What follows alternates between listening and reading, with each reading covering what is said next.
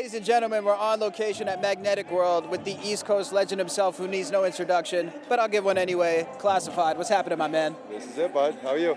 Feeling good. It's great to see you out here at Magnetic World. Good to see you out here, man. Definitely, man. I was watching Instagram last night. I saw that you were down here, and I was like, I knew you were out in Edmonton, so I was surprised to see you back here. So, welcome back to the East Coast. Thank you, man. And you were one of the first people who gave me an interview opportunity, at a large scale out here, which really meant a lot. I was 12 years old, man. Oh, man, yeah. I remember you were young, man, but I seen you come up. You're still doing it. That's dope to see, because a lot of young kids get hobbies.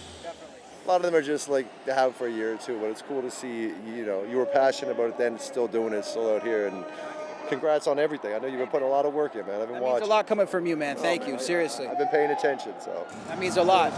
Now talk to me about your career evolution, because one thing about you've been in the game for so long, but you continue to push the envelope and reinvent yourself every single year. I mean, talk to me about that process. Just trying to have fun, man. Trying to have something exciting. Like, I've been fortunate enough that, over the years, pretty comfortable now with, kids are getting a little bit older.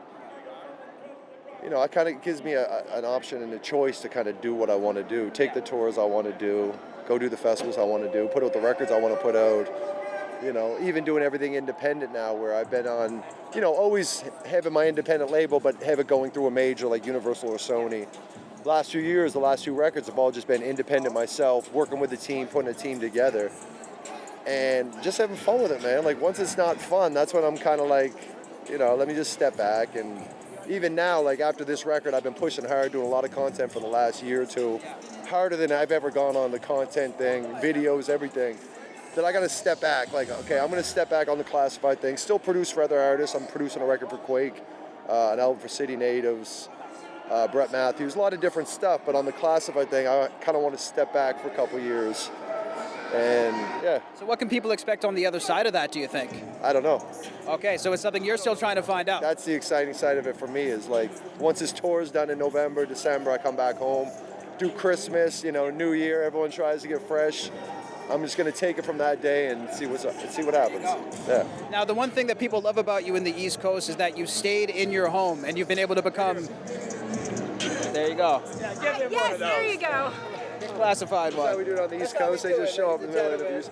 I don't know where Ghetto went, though. He was here No, somewhere. I was looking all over for him, and I was like, I have no idea where he went. Can I just take one? Yeah, absolutely. So you've remained in the East Coast, even with all of your success, and I think that's really important to the people here that you haven't, left for a bigger city. I would imagine you've had plenty of offers or people trying to entice you to go here, go there. How do you stay true to your hometown through all the success? I've never had like offers, but I've had like managers suggest maybe we should go do this, maybe we should go do that. But it's never been like, and I feel fortunate to be able to say this, but it's never been like, I'm ready to pack up my life and go chase this dream and leave my family and friends behind and what I have here. Like, I've always loved what I had here. It was never get rich or die trying. That's what I always say. It wasn't like, I gotta go, this is it. It was like, I'm gonna do this as hard as I can from here. But I'm going to get a regular job, and, if I got to work my job, I'll work my job until it gets to a point where I don't have to work it, but I just stayed here and kept grinding out, finding my angles, and, there's ways you can work shit if you're willing to put that work in and just, find out what works for you, which is different for everybody. But I was fortunate enough to find something that was like, I get to do what I want to do. I get to go on stages, spread my music, sit home in my studio, pretty fortunate in a lot of different ways, but planned it that way, slowly. So you don't let it consume you, really. I mean, you're not consumed by the drive to go and get this ultimate goal, but I am. You are, okay. I am. But not in a negative way. Not in a way, no, a little bit. Okay. A little bit. Sometimes I go in the house and Kim, my wife's talking to me, and I'm like, yeah, and I gotta go right. No idea what you're talking to me. You know what I mean? Like, she knows something's going on in my mind. My mind runs a lot. But at least I'm here, and, when I say like I'm not willing to go move away, it doesn't mean that I don't work hard at this. Exactly. You know what I mean? I probably work harder at it because I have nothing other than myself to motivate myself. I shouldn't say that, because I work with a lot of people who motivate me, but there's not an industry of a bunch of artists blowing up, doing hit records around here. There's some, and but it's not a common thing. So to find that inspiration, you got to really find it in yourself, or regular everyday life, or your friends, or whatever it is.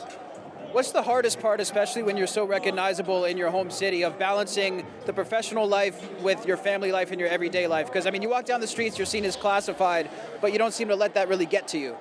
Nah, most people that like I was in the mall today, my daughter's 16th birthday today, so I'm here with her and 7 of her friends. They're at the concert. They wanted to go to the mall first, so I took them to the mall. We're out there, and, one guy comes by, classified, But it's cool. They just come up, what's up, man? Appreciate your music, give them a pound, and move on your way. And Treat you like a human.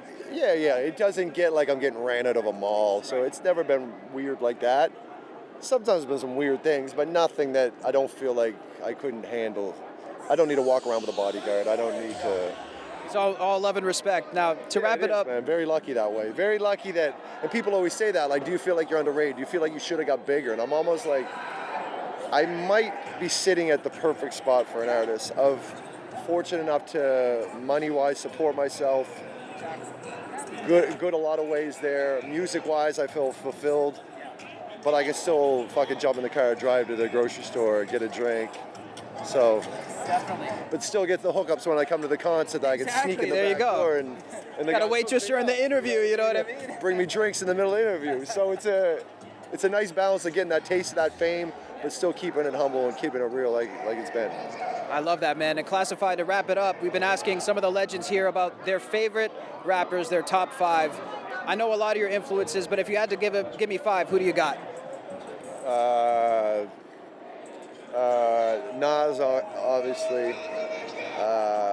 Redman. Fuck. Who else? Jay-Z, Eminem. KRS-One at one time. I haven't listened to a lot of new stuff of him lately. Is that 5? That's 5. French, naughty by nature. If that ain't 5, I should have had him in there. But Beautiful honorable mention, man. Classified, thanks for your time, brother. all good, man. Thank you. Appreciate it, dude.